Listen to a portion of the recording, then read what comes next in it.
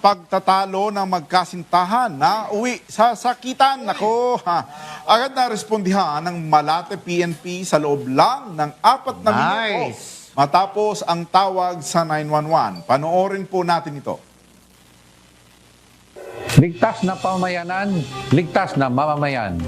Kaya naman ang pambansang pulisya ay agaran ang pag-aksyon sa mga sumbong ng ating mga kababayan. Nagdala ng tensyon ang mainitang pagtatalo ng magkasintahan na nauwi sa pananakit sa Barangay 704, Malate, Manila. Sa loob lamang ng 4 na minuto, agad itong nirespondihan ng Malate PNP matapos makatanggap ng tawag sa 911 mula sa SK chairman ng nasabing barangay.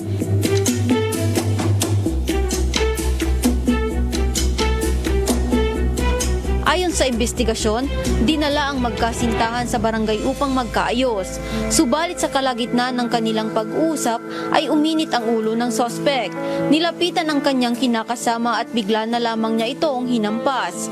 Sinubukan ng mga kawani ng barangay na awatin ang sospek, pero mas naging agresibo ito at patuloy na nagwala.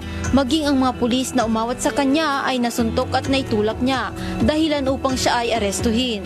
Ang sospek ay nasa kustodiya na ng Malate PNP at nahaharap sa kasong alarms and scandals at violations and resistance and disobedience to a person in authority. Nagpaabot naman ng mensahe at pasasalamat sa PNP ang SK chairman dahil sa mabilisang pagresponde ng Pulis Malate. Muling nagpaalala ang PNP na sa gitna ng hindi pagkakaunawaan, pairalin ang mahinahong pag-uusap at huwag ang init ng ulo dahil ang karahasan na hindi solusyon sa anumang problema. Ito ay magdadala lamang ng mas higit na kapahamakan. Hi, I'm SK Chairman Irabel Delicana from Barangay 704, Zone 77. I was the one who called 911 for help. I made the call because there was a man violently attacked his wife in front of our barangay. The situation was getting worse and I knew someone's life could be in danger, so I immediately called 911, and within 3 to 4 minutes, the police arrived.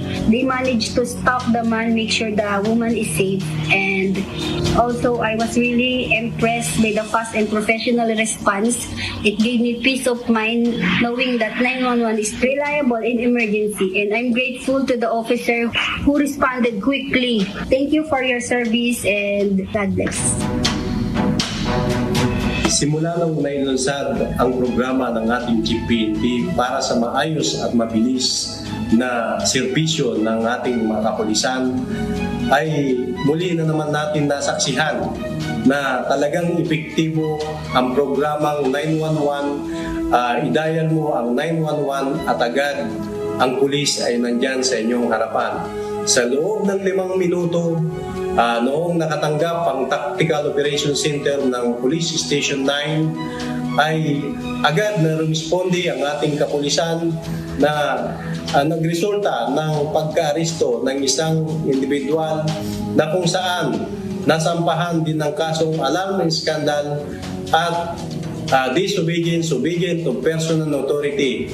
At dahil dyan, ang Police Station 9 ay patuloy na nagkakandak ng simulation exercise para mas mapabuti, mas mapabilis, mas maayos na responde para sa ating mga kababayan na nangangailangan ng tulong ng ating kapulisan. Huwag nyo nang hanapin ng mga pulis sa presinto sapagkat kami ay nasa inyo ng mga telepono. Dial 911, darating kami sa loob ng 5 minuto.